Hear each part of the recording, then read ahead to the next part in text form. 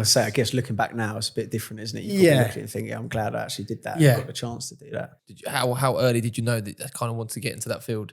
I used to play a lot of football, so I used to play for Anorthosis Famagusta.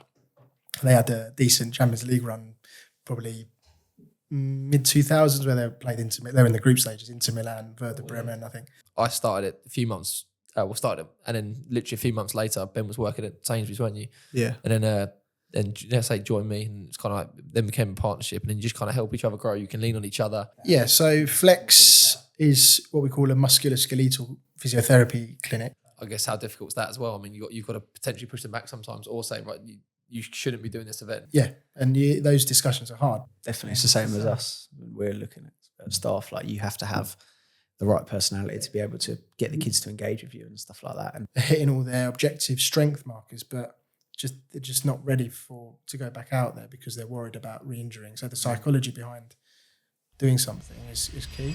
all right, we're live. So welcome back to Talking Tekkers, episode number 11 today. We've got another guest with us. We've got Alex from Flex Physio in Burgess Hill. We were actually put in touch by the first ever guest that we had on the podcast, which was Jimmy from Jimmy's Barbers. You like to keep it friendly, yeah. Yeah, and he mentioned you. The legend, so you were interested. That's it, the legend. So, yeah, as I mentioned there, Flex Physio in Burgess Hill. So obviously Alex is a physiotherapist. So I guess we'll start off with where you grew up. That's where we start with all our guests. Yeah, so background. So I was born in Crawley. Yep. In West Sussex, and then grew up. I was there until the age of 9. My parents had the chippy in Southgate Parade, and we lived just above, which was quite an interesting experience. So the Friday afternoons, the cod was flowing, but.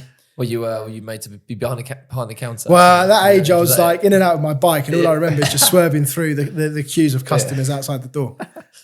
Chippy dinner every night. It's lovely, though. To be fair, I used to hate fish and chips. Now I love it, but I had it on tap then. But yeah, so we had my parents grew a thriving business there. To be fair, and I guess that might stem into some of the things we might want to talk about later. But when I was 9, we all moved to Cyprus. So myself, my brother, parents, we moved to Cyprus. So hence my background's Greek Cypriot. Before you get the fish from source, right? Yeah, ship it in. Yeah. Greek Cypriot. And then went to school in Cyprus, in English school. Did my A-levels there, and then you have to do 2 years national service, which was interesting. Again, learned a lot. When you're there for 2 years, you just want to leave and go to uni. But we were sort of driving, shooting 46-ton tanks, which was quite fun. That's amazing. When you reflect back, I say, I guess looking back now, it's a bit different, isn't it? You probably look at it and think, yeah, I'm glad I actually did that. I got the chance to do that. And what transferable skills like man management. So and then I came to uni. So I went to uni at King's in London, where I did my physio degree, and then. And is that something you were looking to do? How early did you know that I kind of wanted to get into that field? So it's sort of, I guess, the classic story with a lot of physios. I used to play a lot of football, so I used to play for Anorthosis Famagusta. They had a decent Champions League run, probably mid-2000s, where they were in the group stages, Inter Milan, Werder Bremen, I think. Anyway, so I had to choose whether I went try and go professional, which at the time was a very difficult route, or go academia and try and go to uni, etc. And I used to love sport. I used to love biology. Didn't really want to be a doctor, so I was like physio, and I thought physio was just what I do now, but actually physio is a bit different, and we can talk about that. But it's more than just like sore knees, sore backs. So went to uni, got a job fairly quickly in the NHS, which I still work for the NHS, and then been doing it ever since. Flex came into the mix a good few years later. But. Fair enough. Is that where most people start then? Is that where, because a lot of physio's journeys start with kind of working in the NHS, get your boots on the ground? Typically, because the NHS gives you a lot of sort of transferable skills, and there's rotation. So you'll be working in like a stroke ward. You go into like outpatients, musculoskeletal injuries, the stuff we see at Flex. There might be a respiratory ward or intensive care. So there's different factors within physio. So you get your experience work, earn your stripes as such, and then you can work your way up, whether it's in the NHS or privately. But yeah, it's a good way to start. And what made you start Flex? Was it off the back of that you thought you wanted to sort of do something? So yeah, Flex, to be fair, existed pre me joining Flex officially. Right. So Flex was run by my current partners and co-owners, Kieran Barnard and Matt Prout, who also worked with me in the NHS. And they had set up this sort of clinic called Flex Physio, and it was run out of a few gyms. So I think we were based in Horsham, then we were in East Grinstead, and it just didn't really take off. And then obviously COVID happened, and we found out through a friend of ours who was closing down his clinic actually in Burgess Hill. And we thought there was a bit of a gap in the market, and it was a bit of a COVID success story, to be fair, and it just all took off. Similar to us. We'd started 3 years prior to COVID, 3-4 years. Yeah. And we were kind of not too many staff. It was just me, yourself, core of us wasn't there, and was all ticking over really. We went away from COVID, didn't know what was going to happen, came back with kind of a bit like we tiptoed back, being like, are people going to not spend any money? Are people going to want to come out? Are people going to want to interact and mix very well with lots of the people? But then from there, it's just like an explosion. Yeah, for a month it was like an explosion. Mental, it was crazy. And then we took on, again similar to your situation, we took on sites and classes that people unfortunately hadn't returned to or couldn't because their businesses might have folded or whatever it might have been. We just kind of just ate the ground up really, didn't we? And from there we've just kind of just kicked right on. So that's similar to you, COVID success instead of a... You've got to, I think, you take these opportunities sometimes and just see the positive, really. But yeah, it was... So I worked for Flex as a self-employed physio. Okay. Obviously worked with Kieran and Matt, and Kieran mentioned, I remember the day, till now I was in one of the NHS offices, and he said, we might be thinking of needing someone. And we were still at East Grinstead Sports Club. This was pre-COVID, 2019, I think, 2018. And we were just renting a room like in the roof somewhere. It's a dark little room. And I remember I used to finish my NHS clinic and go and do a 6 till sort of 9:30 clinic. And then I was thinking to myself, how am I going to get more involved? I want this. Yeah. And then one evening, I had an email from Matt and Kieran saying, do you want to sort of be a part? Do you want to go into partnership? And it was a no-brainer. And then we've helped each other grow to moving from just GP practices in 2020 times to where we are now in Church Walk in Burgess Hill. I think that's quite a good saying. Just, as you mentioned there, kind of joining that partnership is kind of similar with us. Like I started it a few months, and then literally a few months later, Ben was working at Sainsbury's, weren't you? Yeah. And then say join me, and it's kind of like then became a partnership, and then you just kind of help each other grow. You can lean on each other. Yeah. Different skill sets, different kind of sort of similar backgrounds, but also slightly different backgrounds as well. And then also, which is the biggest thing, when we're away or one of us is looking after something else within the business, we know that the other person's got the rest of the session. So, I mean, because believe it or not, at the moment I'm still full time in the NHS, and obviously we're running Flex, and a lot of people struggle to find. But I wouldn't be able to do that, or we wouldn't be able to do that if we didn't have the three of us. And whether I'm seeing a patient, for example, in the NHS or privately, we always talk about having a network around you that you can lean on, and without Matt and Kieran, and obviously our wider team now, the employees we've got, obviously the admin staff, everyone's had a massive role. I think you don't see that as much, especially in our industry. And I guess similar to your industry, people working together, it's more, right, I'm going to go off and do my own thing now. You're going to go off and do your own thing. And you have all these kind of small businesses that instead, why don't you team together and kind of crack the area? Use each other's skill sets, I feel like myself and maybe Kieran have got quite an operationally driven hat on. Matt's, he's one of the best advanced practice physios in the southeast, I'd say, if not from even in London. But he teaches. He's an injector. He's a prescriber. He's a sonographer. So he's holding a lot of clinical skill set. Yeah, and So it's just adding to what you've got. Yeah, works well by the sounds of it. Yeah, we still no fallouts. But we've the 9:30 Zooms at night. Let's quickly chat about this. Still happen. The WhatsApps all the time, but. So, moving on from that, what do Flex actually do? If you could break it down. Yeah, so Flex is what we call a musculoskeletal physiotherapy clinic. So musculoskeletal is to do with the muscles, joints, soft tissue, obviously nerves and things. We see patients, people either call up, looking online.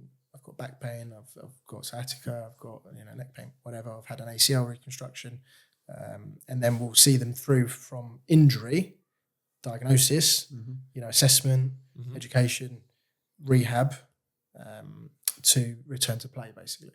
And then it's where we probably lies with like you guys, for example, and say, right, Jordan's ready, he's ready to go. Focus on this and this, for example. Once they're pain free and they're back to sport, then we shift them on. We're not a clinic where we will hold on to someone without the need as such. So unless if checking every few months and stuff like that, and pay for needless service, I guess. Yeah, exactly. And we pride ourselves around what we call evidence-based practice. So we're doing a treatment because actually someone with a lot more time than us has done a really quality research paper on it, or 10 of them. Yeah. And we can actually back this up by some of the literature versus like guesswork and, I'll just massage your back because it feels nice. Actually, what's the literature and supporting evidence? Because what you'll find, it will come out in the wash, and that patient probably won't get better with passive treatments or treatments that don't have much back in. I guess only get worse, and then they'll have to come and see you and spend more money and see you for longer, I guess. But we would try and sort of give them that advice early on. Say, actually, here you can have that, and that's fine. That's your choice. You're paying for it in most cases, but the risk is that this might not help in the long run. Yeah. I'm happy with that. Okay. But generally, do you find that a lot of the population understand that? Do you find a lot of them, you can get across to them, they understand that, and they are willing to, I know it is a service that is paid for. Do you find a lot of people pay for that, or do they opt for those kind of lesser options, the quick fix, or I might be all right if you just give me a quick massage and I'm done? I think there's a portion that might, however good you are at explaining things, there's a portion of patients that might still not necessarily want to hear what you're saying. They might not be ready for that change. So that comes down to like activation around readiness for change. It's like the psychology behind it, or accepting a problem, for example, there's lots of research around footballers or semi-professional footballers, say amateurs, having ACL surgery. They're hitting all their objective strength markers, but they're just not ready to go back out there because they're worried about re-injuring. So the psychology behind doing something is key. So it depends on what's driving it. But see if you can unpick that and then discuss it. Then that's interesting. Actually, I might have to put you in touch with someone. I coach a women's team, and the amount of ACL injuries that we've had, I think it's 4 or 5 injuries in the team. They play on Astro. They play on AstroTurf. We've struggled for players because of all season because of it. And there's a couple of players that have been potentially coming back or close to coming back, and or like you just said there, won't come back because they're worried of doing it again. Or one physio said this, they've gone to another physio and they've said this. They're pain free for a little bit, but then they feel something, so they completely stop. So they don't want to go past that pain barrier potentially, which might not necessarily be that injury, it might just because they haven't done anything for the last 6 months. So yeah, that's interesting that you said that. The women's ACL pandemic, we're calling it, is a big thing now, and I think the best we can do is either try and prevent it with, like we offer some screening, for example, whether it's kids or adults, where you're looking at some objective markers and tests, again, literature, evidence-based tests to quantify. And you've got a baseline. It's a bit like doing a medical, or pre-season testing. You'll have a baseline of tests like the bleep test. You've got a baseline of tests, and then if that person re-injures or doesn't re-injure and you do it again, you can see any discrepancies. But prevention is better than cure. Obviously, if someone has an injury, then the return to play criteria is really strict for ACL, and it's very clear.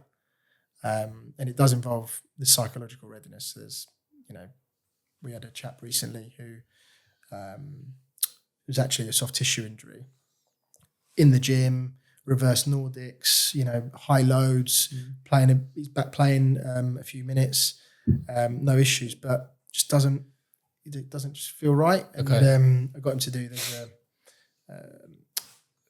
like a form they can fill in. It's called the Tampa Kinesiophobia Scale. So kinesiophobia comes from the Greek word. That might be correct. Fear of movement.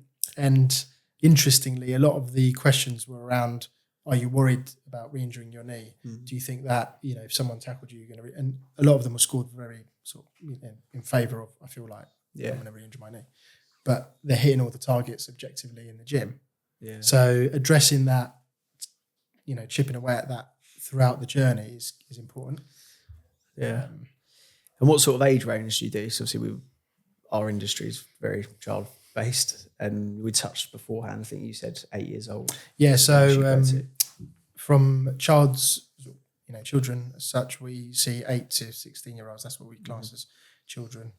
Is there a reason that you don't go younger than 8? Typically it's around, maybe skill set as well, I guess, and skeletal maturity and the changes we see. There are clinicians out there who've had a lot more experience, I guess, with, the younger ages. Yeah. You're thinking maybe a little bit more developmental issues at those ages.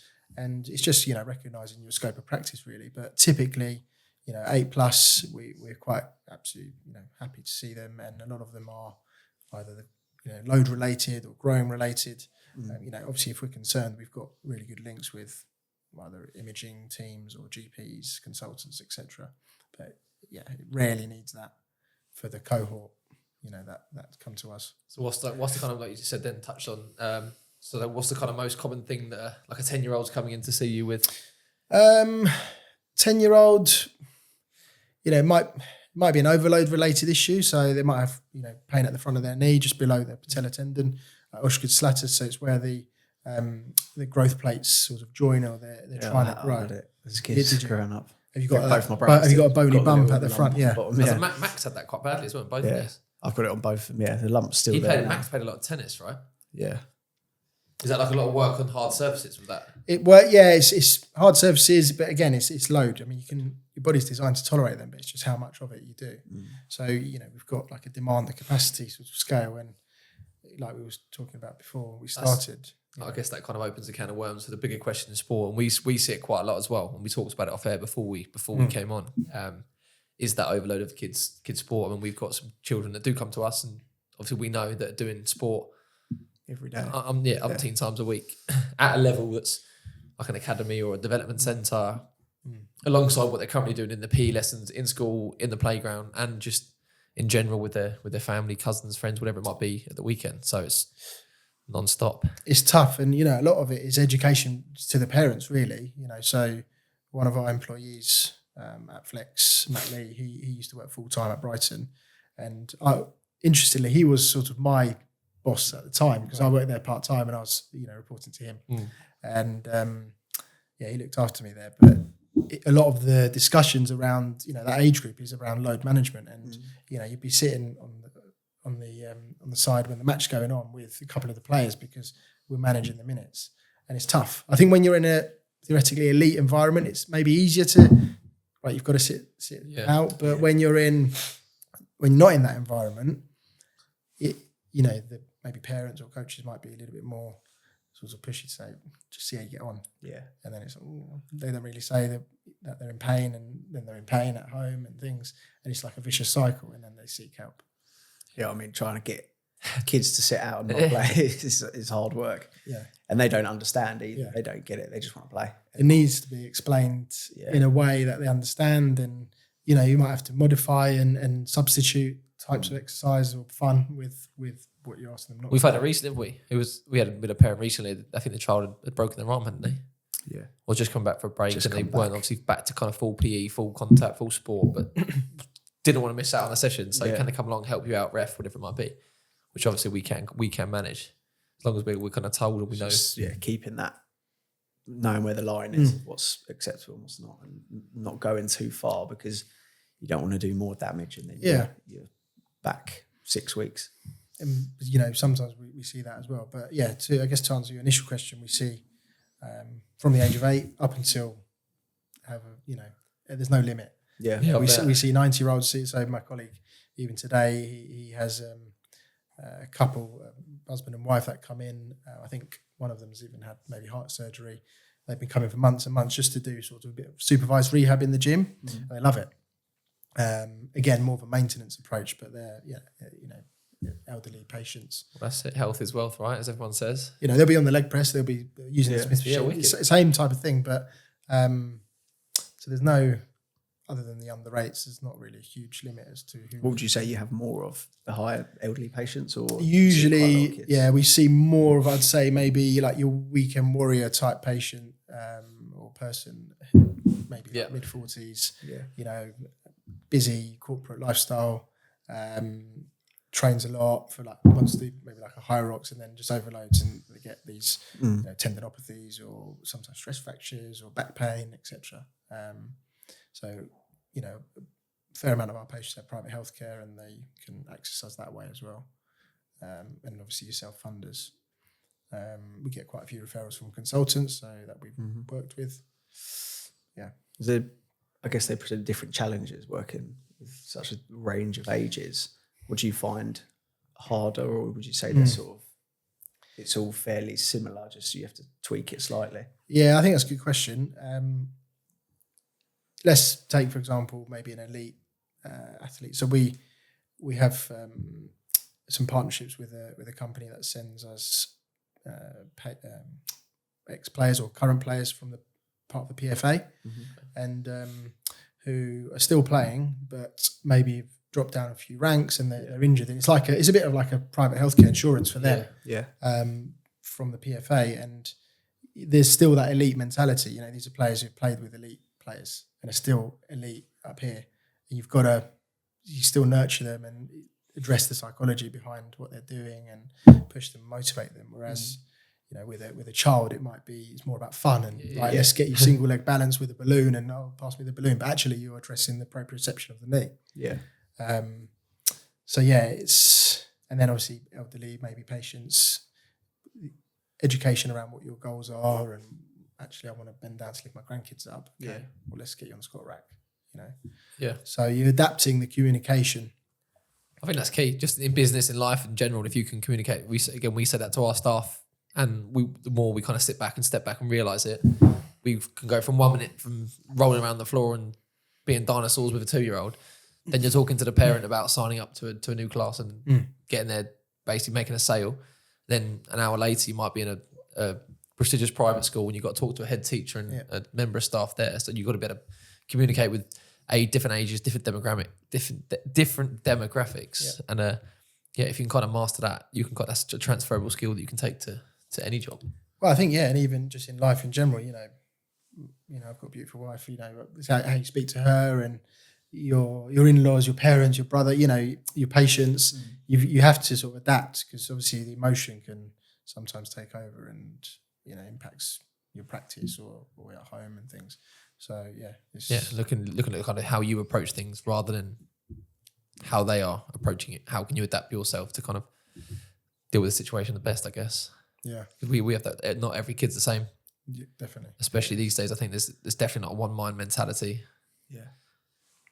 Do you reinforce that then through like your coaching and stuff, that everyone can not necessarily do their own thing, but might react a bit differently to certain communication or advice? You need to of course. It's all about managing the session when you're in it, and you get to know the kids, and you know what works with some children. You know what sometimes being a bit more firm with a child and a bit more blunt almost. They respond well to that, and some others you need to be a lot more sort of friendly with them and things like that. It's, like you said, every child is completely different, but I guess what we do, you see quite a lot of the same children, so you get to know everyone pretty well, which I guess with you could be quite similar as well, because you see a patient for a prolonged period of time.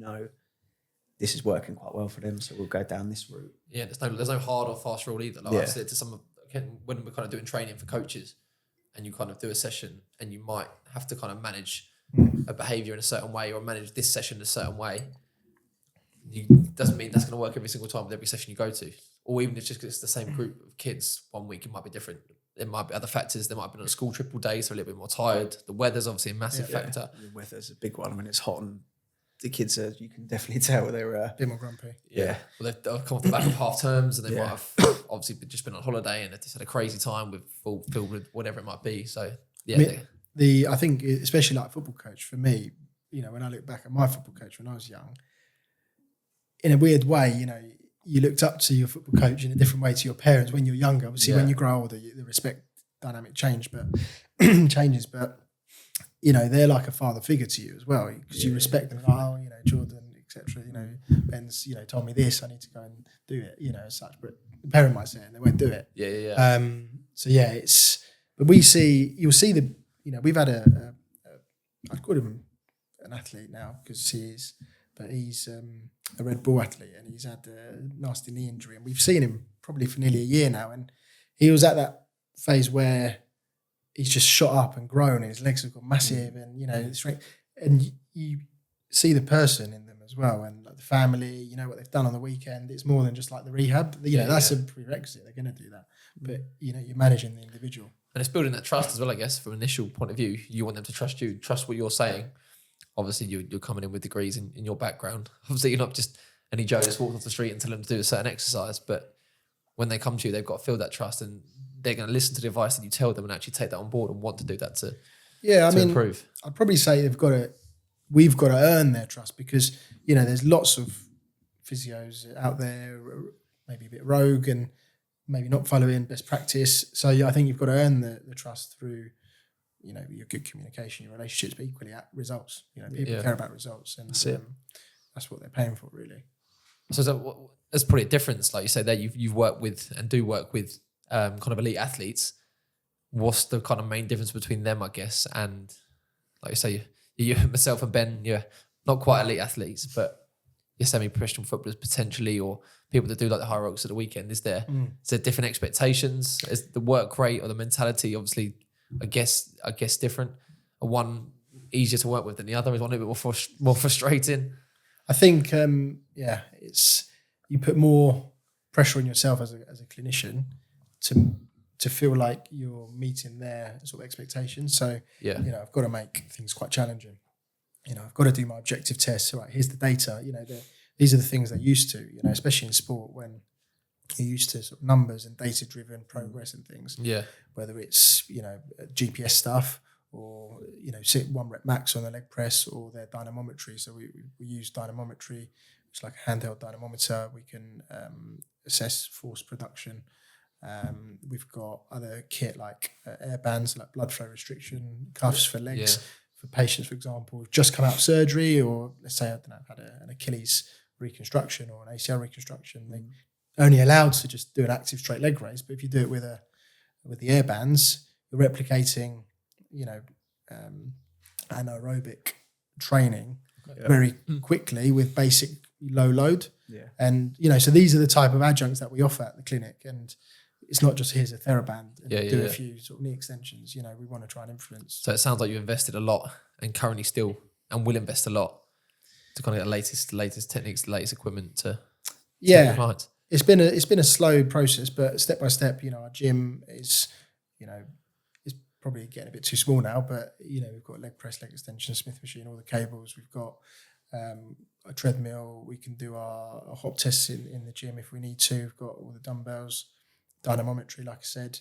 We're looking at maybe getting some force plates, which you can assess sort of force production. Mm-hmm. Theoretically, you can assess like the height, the jump height. I've seen an England team do it. And you can use put their hands on their hips. They've got to jump. And a lot of that's like the screening. So we offer like screening, prevention, injury prevention sessions where we'll have a baseline of tests we use, whether it's just range of movement of the hip, and we can tell if there's significant stiffness in one's hip, then are we dealing with something in the joint. Strength tests, hop tests. We can get some baseline dynamometry figures, which is quite nice to have, because you say, okay, I've done it this year, I'm going to do it next year. I've grown. Okay, where are my numbers at? And it becomes quite an incentive to then work on X, Y, Z. Yeah. So it's almost like a mini MOT, like pre-MOT, almost like a pre-MOT. Yeah, I mean, it's typically done in elite sport and sport environments. When I was trying to sort of my initial stripes, I guess. When I was at East Grinstead, we linked up with one of the netball teams there, and I remember going in again evenings, 8-9 o'clock, and I was on the sidelines, assessing all the hips and doing all these tests, single leg squats, and assessing movement patterns, and then created this spreadsheet, and then created some themes around, okay, the majority of you have significant glute weakness or whatever, and then formulated a somewhat one size fits all rehab injury prevention sort of strength program, But obviously, where at Flex, it'll be individualised. Yeah, so be a bit more specific. And you're getting back to those elite athletes. Do you get pressure from clubs and coaches? Like, we need this player back. Can you get in 4 weeks? We've got such and such game. I think where we, I guess there's an elite mentality of clients we see, who are, might be challenging for like hierarchies and stuff like that, who still have their jobs. But then I would probably say the elite actual athletes who are at the top of their game are probably being looked after at the clubs more so. So we probably don't have the top creme de la creme coming in for and pressure from the coaches, but those with the elite mentalities are saying, right, when can I go back? I need to get back. I've got a game. I've got hierarchies. I've got training. I guess how difficult is that as well? I mean, you've got to potentially push them back sometimes, or say, right, you shouldn't be doing this event. Those discussions are hard, but I think if you can evidence why, a good practitioner a good physio is the one that's going to give you honest advice, really. Yeah. Because, I mean, Harry Kane, how many times has he done his ankle or hamstring? Or even if you're in that environment and you're ticking all the boxes, the injury risk is theoretically still there. But the physio it's not just the recovery; it's also like a bit of a friend and a mentor. I think when City won the league in 22, Pep made a point of saying the physio team are the key as to why we won the league, because you looked after Haaland and the team and all the players available, and I think that's becoming more prominent now in even the Prem teams now. You see the teams that are struggling for fitness. I mean, my team is more than just fitness, but I'm a Man United fan, but we've had an extensive injury choice. Yeah. Tottenham, they've had an extensive injury list. Us last year. You last year, Newcastle, I have to squad out for half the season. It's tough, but like you touched on there, the physio team being such a key part. I guess like from a mental side as well, because you get these players who are out for the season.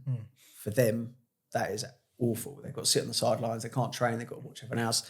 And the physio is the one that's in there with them every day, taking them out on the training pitch or into the gym, just one-on-one, keeping that player sort of on track and focused is a different aspect of what they have to do as well. Massively. And, I try and be quite like motivational with those types of people.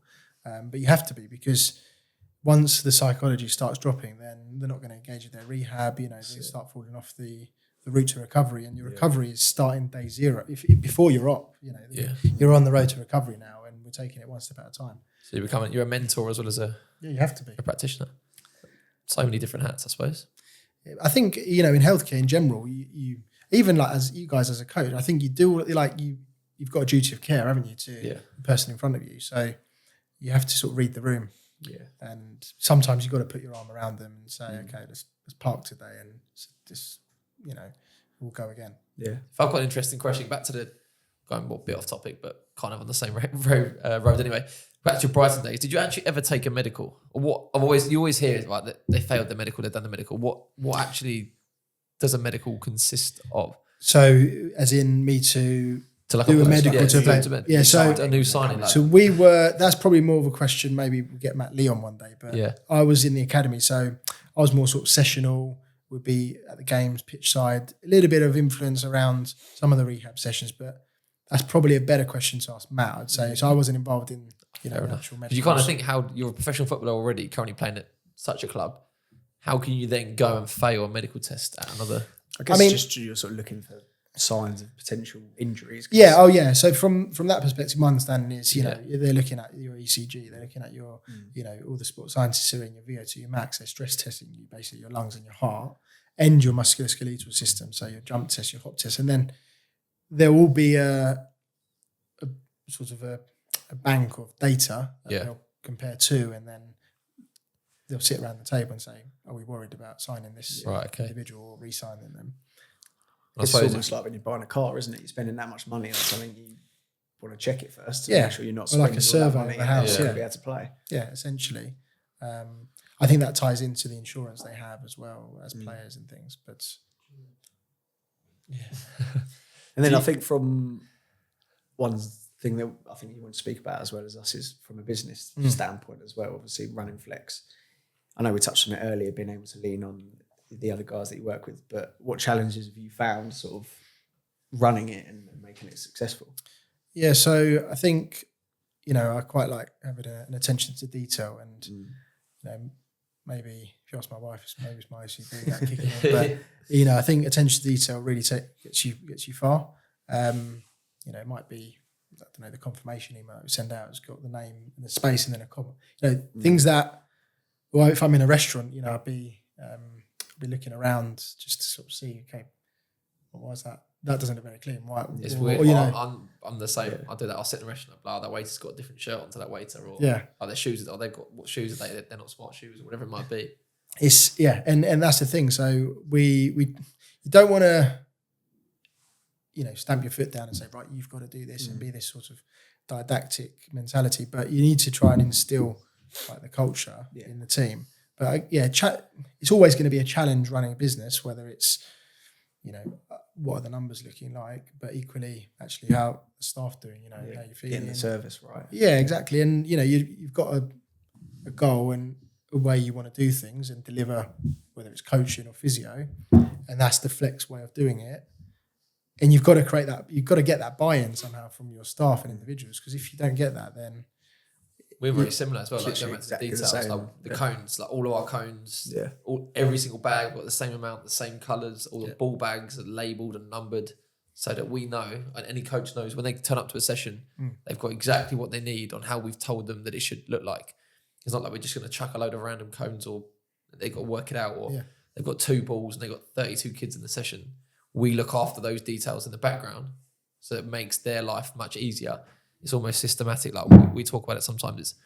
I know Amazon's completely different to us, but the reason why Amazon works is their systems. Is every fine detail is tuned. So as much as we possibly can we provide the best kind of plans, equipment, organisation, our office set up, where they get things, timings, as much as we possibly can. So that looks after a session. 60, 70% of the session's done before you've even got there. Yeah, I mean, and what you're describing there is like a very lean approach to things and systematic approach. And I think if you can do things with, either on the PC, for example, as low as clicks as possible, or, reduce the amount of steps on a how to access patient exercises, for example, then you're doing yourself a favour, because otherwise patient might not access their notes or their exercises. But the attention to detail is what we try and instill into the whole team. But it can be a challenge to create that buy-in. I think that helped us with the whole COVID, going back to the COVID situation, when we talk about that we kind of blew up after COVID. So we completely changed our back office system. Well, our back office system was Ben. He was the back office system. Sitting on Excel spreadsheets, typing out registers, names, contact details, payments, just like, relentless, constant all day. And we kind of took the gamble, didn't we? We actually, I think they approached us, but a whole new back office system, the whole CRM, populated registers. It was actually the booking system. It kind of sits on our website. Literally got it all ready, spent all the money, didn't we? Did all the design and got it all kind of built into the website, ready to go. It was like January the 2nd, January the 3rd, whatever it might be. The country opened up. We were like, right, perfect. Started to take bookings. 3 days later, they closed it again for 3 months. We spent all this time, didn't we, preparing. But then it worked out in the end. Now, it's just absolute game changer. I mean, we see about 1,500 kids a week now. And if Ben was trying to write all their names and cross-reference banking and stuff, with 1,500 kids, we'd be... it wouldn't happen. But you need to know, I think, as a business, when you talk about growth, is when you need that extra support. So whether it's actually I'm investing X amount in marketing or my website or the software, that's going to help you further down the line. So it depends how you think about it. But which is partly why we, as a clinic, we employ physios. Other clinics will do that, but a large group of physio clinics that are successful will have a lot more physios who maybe are working around, their other work or another job. And will do it as a part-time self-employed thing. So it's difficult to get that engagement, I think, if someone's not employed and involved and we want to, we always say we hire the attitude as opposed to, the CV as such. You need to have some things on your CV, but we can address, your first touch when you come to play. But if you've got the wrong attitude, then you're probably not going to make it. Definitely. And It's the it's same the with us. We're looking at staff, like you have to have the right personality to be able to get the kids to engage with you and stuff like that and manage a session. So yeah, it sounds like we had 2 last week, didn't we? We had 2 interviews last week. CVs are very similar. I mean, a lot of the staff that we have are kind of 17, 18 in college, just coming out of college or university, kind of the gap year, whatever it might be. Yeah. So CVs, obviously, there's not too much experience on there. Yes, they may have already done some coaching or worked with their brother's football club, for example. But we get them in straight away, have a chat, sit down with them for 20 minutes, half an hour. Initially, you kind of gauge their confidence, how they are with people, how they come in, how they're dressed. And then from there, if we like the way they are, we then invite them to kind of do a trial shift with one of us, see how they are. To literally just sit, and we say to them, look, we're not expecting anything. Yeah. Just be you, just interact with the children, interact with the staff. And then we'll go from there.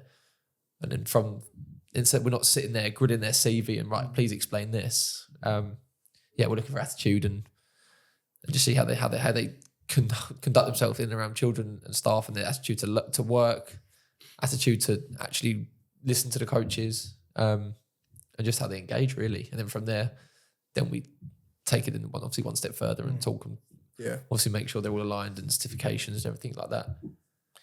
Yeah, I mean, we've just had a bout of interviews as well for a couple of members of team, one being physiotherapists, and exactly the same. So the first thing you want to see is the attitude, and then the rest can come, because we can train people up. But part of our values is we're sort of supportive, innovative, collaborative. So we want to help people and physios grow. And, if their route ends up somewhere else, then that's fine. But as long as we've had an influence on them, and that's genuine, we want to try and help people grow, give opportunities, learning, CPD.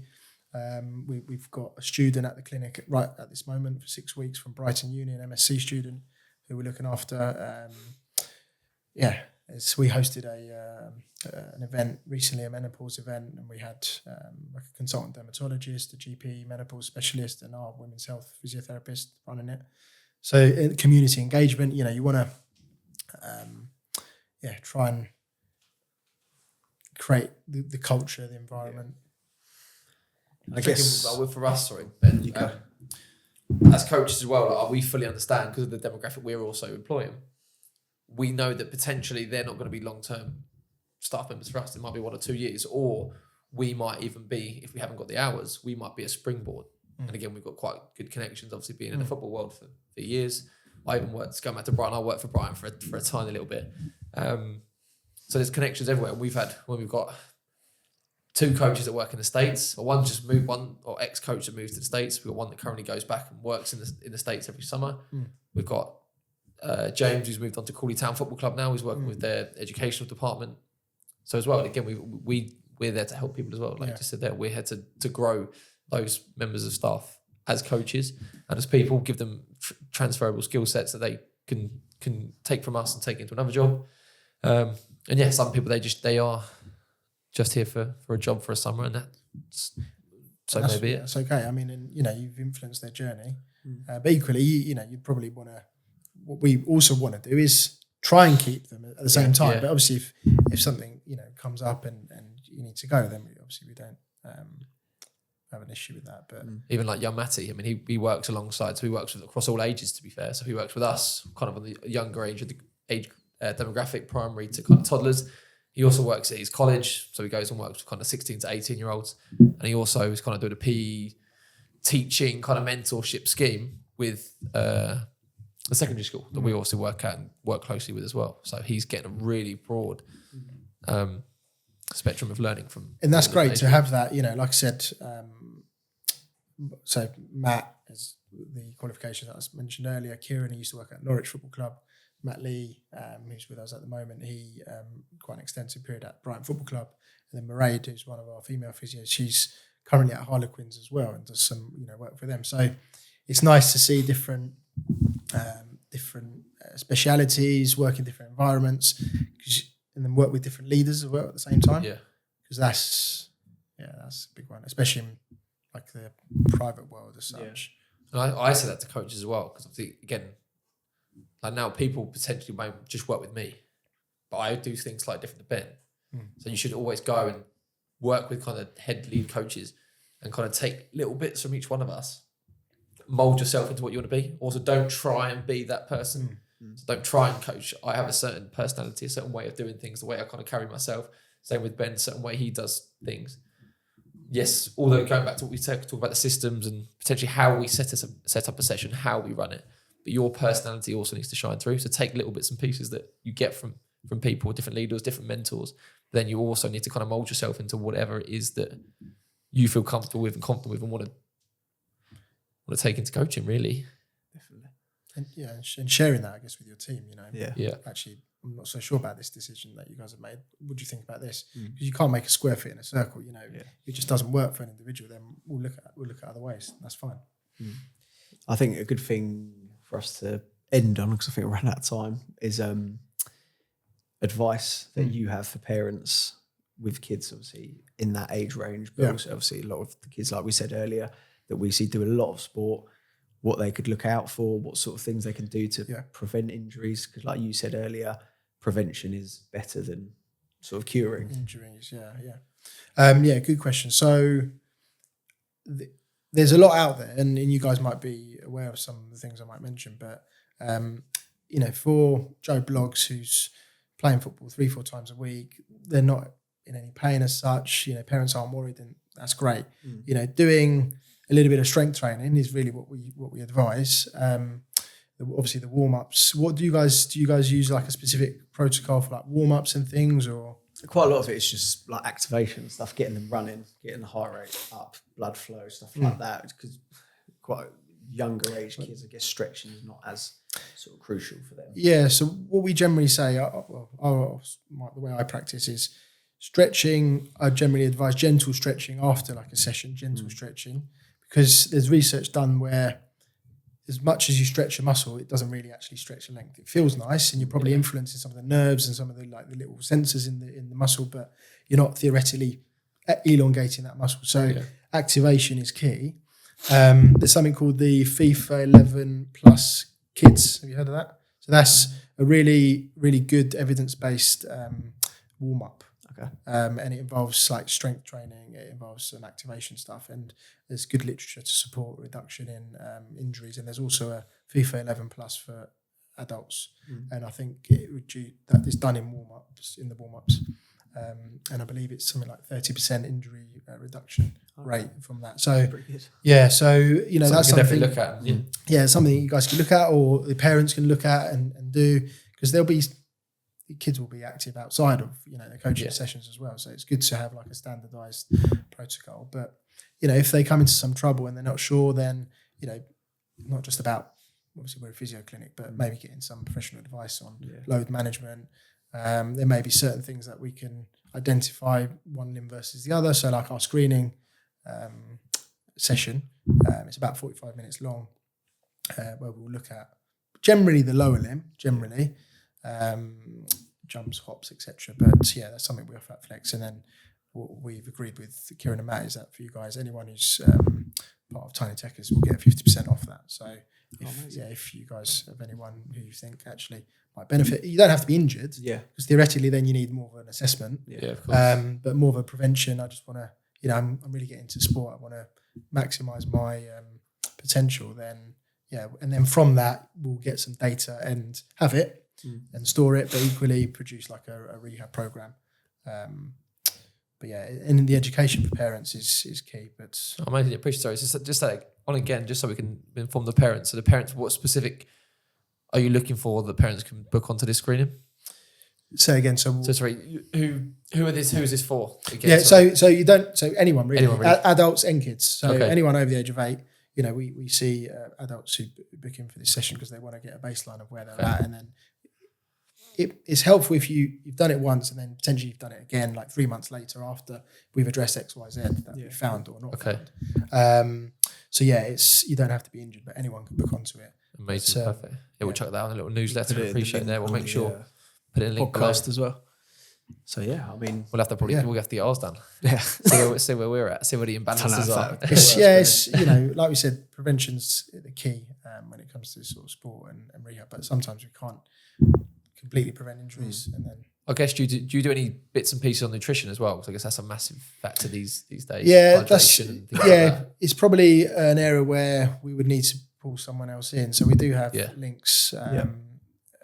One of my colleagues is actually, it doesn't work for us, but he's a physiotherapist and a nutritionist. So, we know where to signpost at the same time. And I think that's understanding your scope sometimes is key versus doing a bad job at something you're not very good at. But definitely.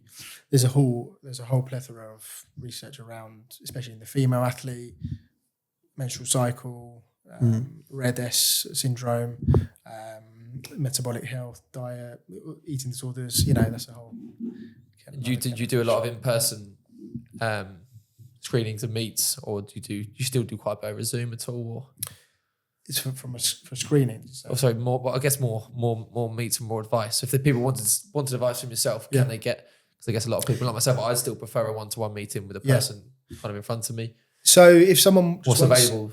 So obviously on our website you can book in online. There's various sessions. Generally, it's physiotherapy assessments, treatment sessions, or follow-ups we call them. But the screening is bookable online. We also offer a free telephone service. So what that is, it's a 10-15 minute consultation, like exploratory call. I'm not quite sure what I need, what my child needs. This is the problem. Okay, why don't you try this? Or actually, let's get you in and have a chat. So that's, a lot of patients use that, and it's quite effective. Typically, they'll come and see us, but if someone really just wants some basic advice, then that's the kind of first port of call. And I would argue, no disrespect to the GPs and things, but they're great at keeping us alive in the medical side. But that service we offer is probably a little bit more niche to the musculoskeletal problems. All right, well, we'll put some links in the description of the video. So if you do ever want to get in touch, then So our website is, we own the Flex Physiotherapy.co.uk domain, but also the Burgess Hill Physio domain is what will come up.